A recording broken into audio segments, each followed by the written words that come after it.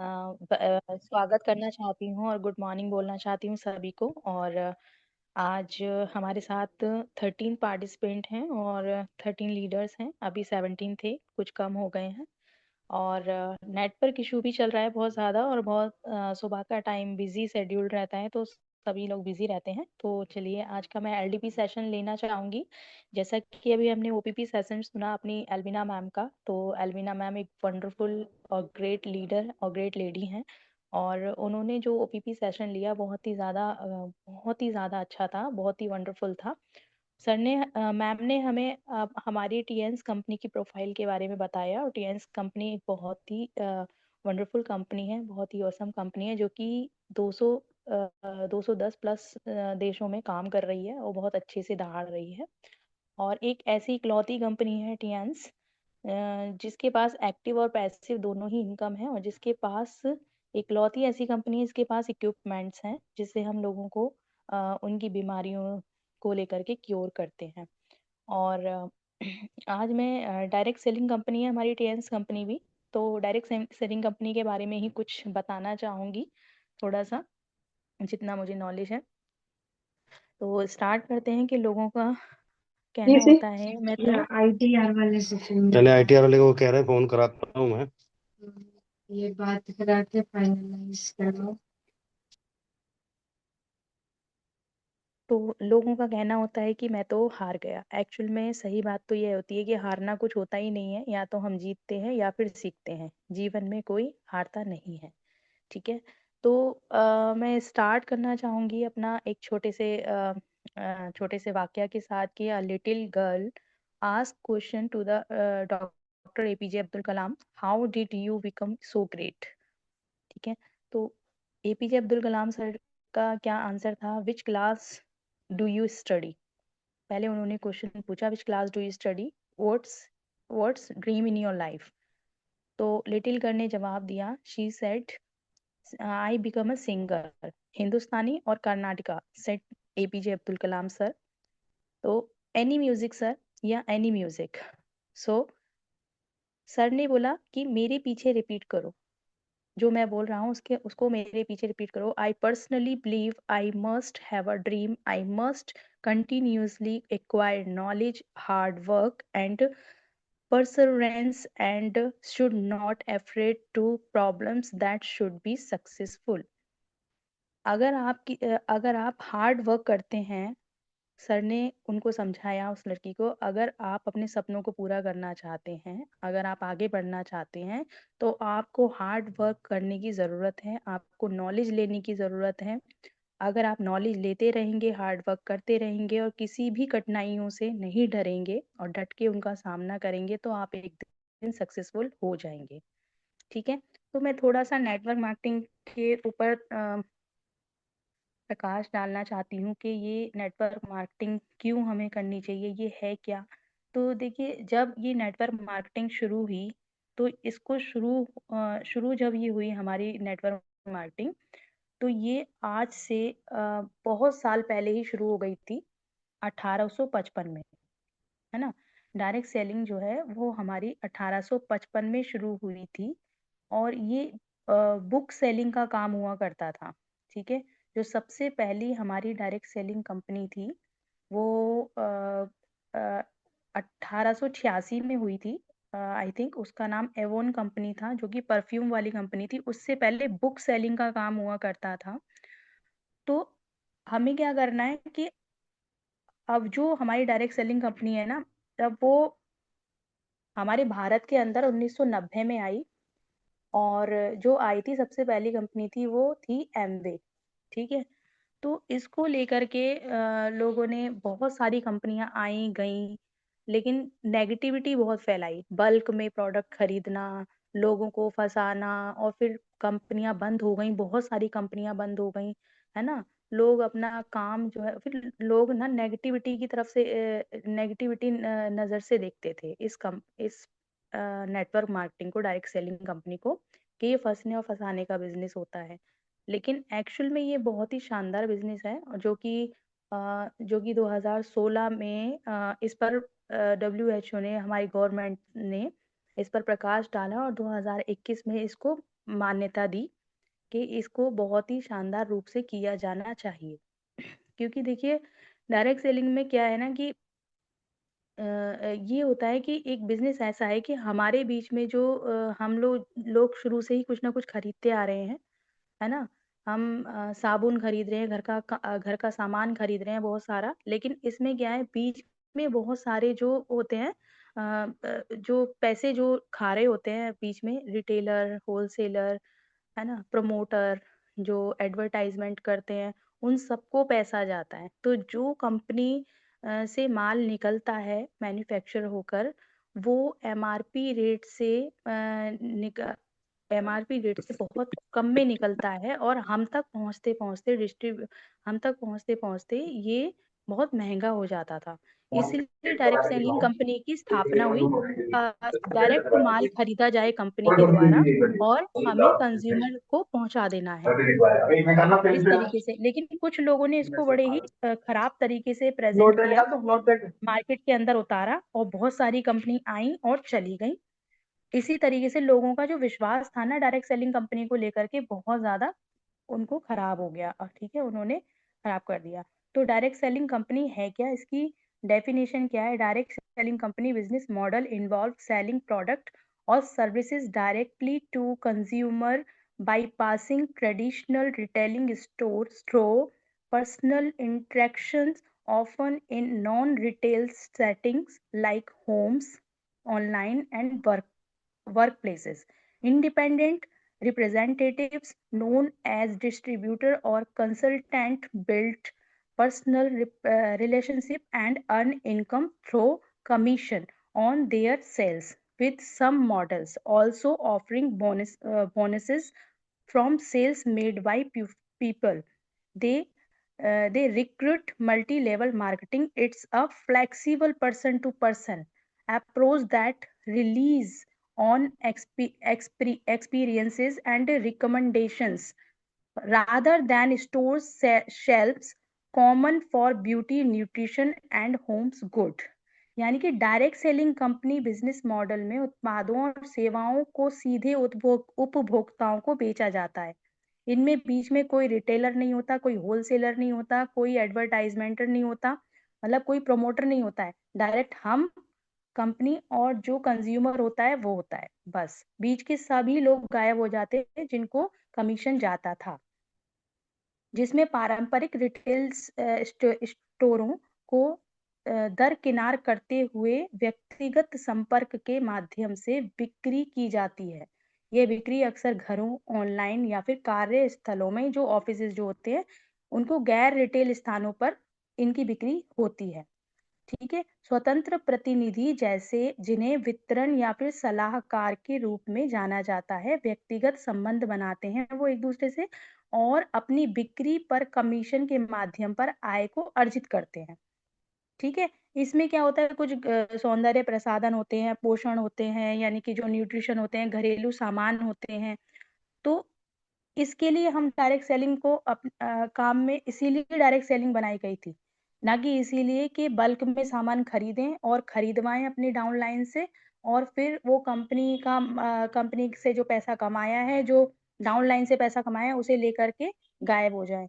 इसी तरीके से नेटवर्क मार्केटिंग को बदनाम किया गया था, इसीलिए ये कंपनियां, बहुत सारी कंपनियां ऐसी थी जो बंद हो चुकी हैं। ठीक है, भारत में जो डायरेक्ट सेलिंग कंपनियां जा चुकी हैं, उनका कहना तो मुश्किल नहीं है कि कितनी कंपनियां जा चुकी हैं, लेकिन 2014 से 2024 तक लगभग 2800 से भी ज्यादा विदेशी कंपनियां भारत में अपना कारोबार बंद कर चुकी हैं। सोचिए, 2800 कंपनियां अपना कारोबार बन चुकी हैं और कितने लाखों करोड़ों लोग इसके अंदर इन्वॉल्व होंगे और कितने लोगों का पैसा डूबा होगा, है ना? कुल मिलाकर लाखों कंपनियां बंद हो गई, जिनमें से कुछ डायरेक्ट सेलिंग कंपनी जुड़ी हुई हैं। वहीं भारत का डायरेक्ट सेलिंग उद्योग बढ़ रहा है कई बड़ी कंपनियों से। जैसे कि बहुत सारी ऐसी कंपनियां हैं जिससे बढ़ भी रहा है, जो बिल्कुल जेन्युइन कंपनी होती हैं।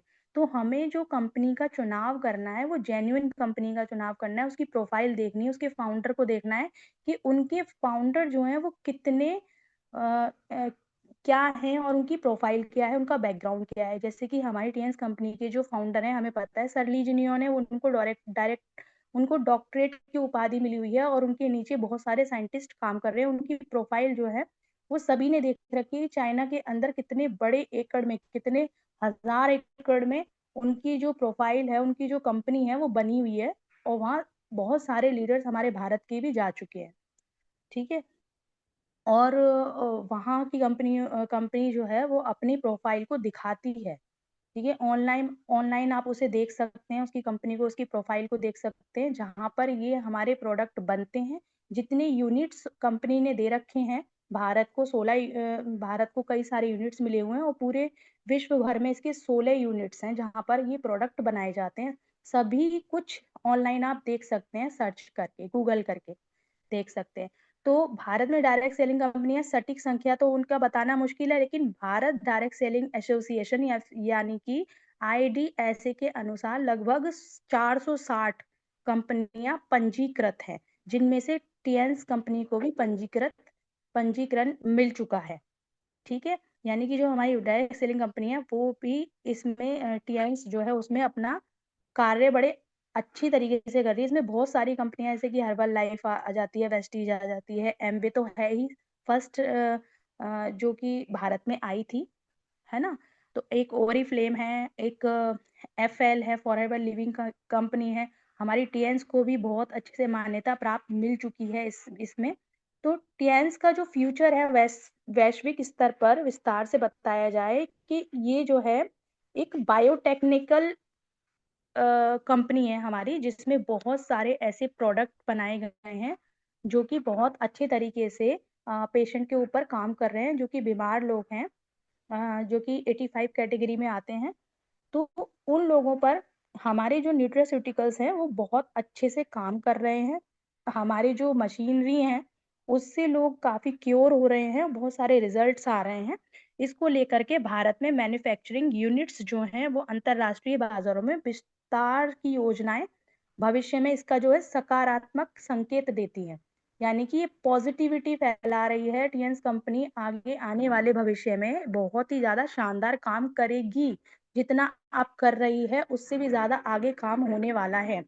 तो जो टीएंस के अंदर काम कर रहे हैं वो बहुत ही ध्यान पूर्वक काम करें, बहुत ही अच्छे से काम करें, क्योंकि ये कंपनी का भविष्य बहुत सुनहरा है। ठीक है। इसको लेकर के मैं एक छोटी सी, जैसे कि ये हमारे जो धीरू भाई अंबानी है, उसका नाम तो सभी ने सुना होगा। उनकी कहानी एक साधारण से स्कूल शिक्षक के बेटे थे, ये जो टीचर के बेटे थे, जो कि भारत के सबसे बड़े औद्योगिक घरानों में से एक थे, जो कि रिलायंस इंडस्ट्री के संस्थापक बनने की एक प्रेरणादायक यात्रा कर चुके हैं, जिन्होंने कम शिक्षा में ही सीमित संसाधनों के साथ मेहनत और दूरदर्शिता और नए व्यावसायिक तरीकों से जो है अपना साम्राज्य खड़ा किया था इन्होंने, जो कि पेट्रोकेमिकल्स और टेलीकॉम और रिटेल तक फैला हुआ है। भारत उद्योग जगत में एक ये मिसाल बनकर रहे थे। ठीक है। अब धीरू भाई अंबानी जी ने क्या किया, वो जो उन्होंने अपना एम्पायर खड़ा किया वो सिर्फ अकेले नहीं किया। ठीक है। उनके सामानों को, जो उन्होंने सामान बनाए, मसाले या फिर जो भी चीजें बनाए उन्होंने, तो वो हम तक पहुंचाई, कंज्यूमर्स तक पहुंचाई। उनके बीच में भी बहुत सारे लोग थे, होलसेलर थे, रिटेलर थे, तभी तो हम तक पहुंची, हम लोगों ने खरीदा, तभी तो उनका इतना बड़ा एम्पायर खड़ा हुआ, है ना। तो हम देखते तो आए हैं कि बहुत मतलब जहां पर भी देखेंगे नेटवर्क मार्केटिंग है ही। ठीक है। अब ये हम फोन यूज कर रहे हैं, फोन कोई ऐसे थोड़ी ना है, फोन कौन बना रहे हैं, है ना। जो फोन बना रहे हैं उनके बीच में बहुत सारे लोग हैं और खरीदने वाले हम हैं और चला भी हम रहे हैं। अब इसमें सिर्फ फोन से ही काम नहीं चल रहा, फोन के अंदर जो हम डाटा यूज कर रहे हैं, नेट यूज कर रहे हैं, वो भी सब कुछ नेटवर्क मार्केटिंग का ही हिस्सा है, अगर समझे तो। ठीक है। सब जगह से कमाई इसी तरीके से हो रही है, लेकिन लोग केवल डायरेक्ट सेलिंग का नाम सुन के घबरा जाते हैं। एक्चुअल में तो सब लोग खरीदते हैं, बेचते हैं, सब डायरेक्ट सेलिंग है। और चेन बनाने का काम जो होता है, सब जगह चेन बनी हुई है। हम भी एक चेन का ही हिस्सा हैं, हम कहीं ना कहीं, और छोटे बचपन से लेकर के हम एक चेन से ही जुड़े हुए हैं। स्कूलों में देख लीजिए, विद्यालयों में देख लीजिए, यूनिवर्सिटीज में देख लीजिए, सब जगह चेन बनी हुई है। ठीक है। सब जगह अपनी अपनी फ्रेंचाइजी ले रहे हैं। फ्रेंचाइजी से मुझे याद आया कि जो एक फास्ट फूड जो रेस्टोरेंट की श्रृंखला है मैकडोनल्ड जो है, उसकी स्थापना कब हुई? 1940 में मैकडोनल्ड बंधुओं ने, रिचर्ड और मॉरिस ने की थी इसकी स्थापना, है ना। उन्होंने क्या किया? उन्होंने भी तो अपनी एक चेन बनाई, जबकि रिचर्ड और मॉरिस जो थे वो, उनको तो खाना बनाना ही नहीं आता था, है ना। वो सिलाई मशीन वगैरह इन सब में काम करते थे। लेकिन उनको जब ये रे क्रॉक जो थे, रे क्रॉक जो कि मिल्क शेक मिक्सचर बेचते थे, ये भाइयों ने रेस्टोरेंट की सफलता देखी, बिजनेस मॉडल प्रभावित हुए, से ये प्रभावित हुए थे। इन्होंने मैकडोनल्ड की फ्रेंचाइजी खोली जगह जगह पर, और आज देखिए मैकडोनल्ड कितना नाम कमा रहा है। मैकडोनल्ड की फ्रेंचाइजी की कहानी दो भाइयों के ऊपर ही आधारित है, रिचर्ड और मॉरिस मैकडोनल्ड के नाम से, जिन्होंने 1940 में कैलिफोर्निया में एक बीबीक्यू, कैलिफोर्निया में ही आप देखेंगे एवॉन कंपनी जो थी उसकी स्थापना हुई थी, जो कि सेकंड कंपनी थी, है ना, परफ्यूम की। आप वहां से ही देखेंगे, क्योंकि विदेशी लोग इन चीजों को समझते हैं, और विदेशी लोग कभी भी इन चीजों में फ्रॉड नहीं किया, कभी कोई चीटिंग नहीं करी, नेगेटिविटी नहीं फैलाई, तब इसीलिए ये विदेशों में network marketing, direct selling companies बहुत चलती हैं, और वहाँ के लोग सक्सेसफुल है, वहाँ की अर्थव्यवस्था बड़ी मजबूत है। ठीक है। तो बीबीक्यू रेस्टोरेंट खोला उन्होंने। फिर 1948 में स्पीडी सर्विस सिस्टम से बर्गर उन्होंने बनाना शुरू किया। ठीक है। तो 1954 में, यानी कि 1954 में, रे क्रॉक नाम की एक मिल्क शेक मशीन सेल्समैन थे, वो एक मशीन मशीन से मिल्क शेक बनाया करते थे। इस आइडिया को उन्होंने देख करके फ्रेंचाइजी मॉडल पर इसे दुनिया भर में फैलाने का मौका उनको मिला, और 1955 में उन्होंने पहली फ्रेंचाइजी रे क्रॉक ने खोला था, उन दोनों भाइयों से लेकर के, रिचर्ड और मॉरिस मैकडोनल्ड से रे क्रॉक ने एक फ्रेंचाइजी ली, और बाद में 1961 में पूरा बिजनेस खरीद लिया। और आज देखिए कहाँ इनके रेस्टोरेंट नहीं है, सब जगह इनके रेस्टोरेंट है, सभी के सभी मैकडोनल्ड का बर्गर खाना चाहते हैं, है ना। तो ये क्या है? एक नेटवर्क ही होता है ना। आज हमारी देख लीजिए चेन्स में कितनी सारी फ्रेंचाइजी खुल रही हैं, जगह जगह फ्रेंचाइजीज खुल रही हैं, ये अपना काम बढ़ा रही है, अपना कारोबार बढ़ा रही है, और अभी ये 10% भी नहीं आई है इंडिया के अंदर। सोचिए जब ये 90%, 95% या फिर 100% आ जाएगी, तब कितना हल्ला करेगी, है ना। और आज टीएन्स के पास कुल मिलाकर छः 5-6 मशीनें हैं, मतलब जो एक्वालाइफ है, हमारा हेड केयर है, बीसीएम है, हमारी एक हेल्थ हेल्थ जो मैट्रेस है, ब्रेसलेट्स हैं, हमारा एच कप है, और भी बहुत सारी चीज़ें हैं जो कि बायोटेक्निकल तरीके से बनाई गई हैं, और वो बहुत ही अच्छा काम कर रही हैं, और आगे भी और भी मशीनें बनाएंगे, क्योंकि हमारे जो सरली जिन्होंने हैं वो एक साइंटिस्ट हैं, और उनके नीचे काफ़ी सारे साइंटिस्ट काम कर रहे हैं। तो वो समय समय पर अपना बहुत सारा माइंड लगा कर हम लोगों के लिए बहुत कुछ तैयार कर रहे हैं। तो आगे जाके ये टीएन्स कंपनी बहुत ज़्यादा शोर करने वाली है, बहुत रोर करने वाली है, जितना अब कर रही है उससे ज़्यादा ही रोर करेगी। तो मेरा आज का टॉपिक मैं यहीं पर समाप्त करना चाहूँगी। Back to host and over to host. मेरी कोई भी गलती हुई हो प्लीज़ क्षमा याचना, एंड थैंक यू सर, आपने मुझे बोलने का मौका।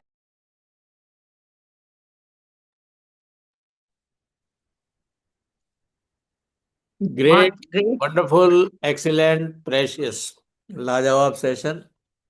और बिल्कुल आपने जबरदस्त जानकारियां दी हैं। बहुत आपने स्टडी किया, बहुत उम्दा सेशन।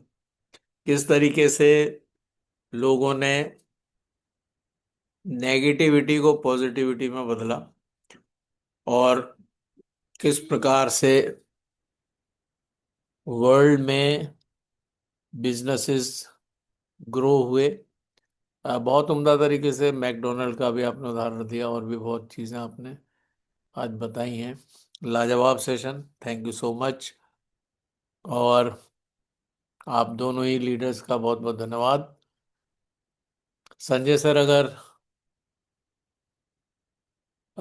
कंफर्टेबल हैं तो बता सकते हैं मुझे। संजय सर अगर मेरी वॉइस सुन रहे हैं। पूजा मैम,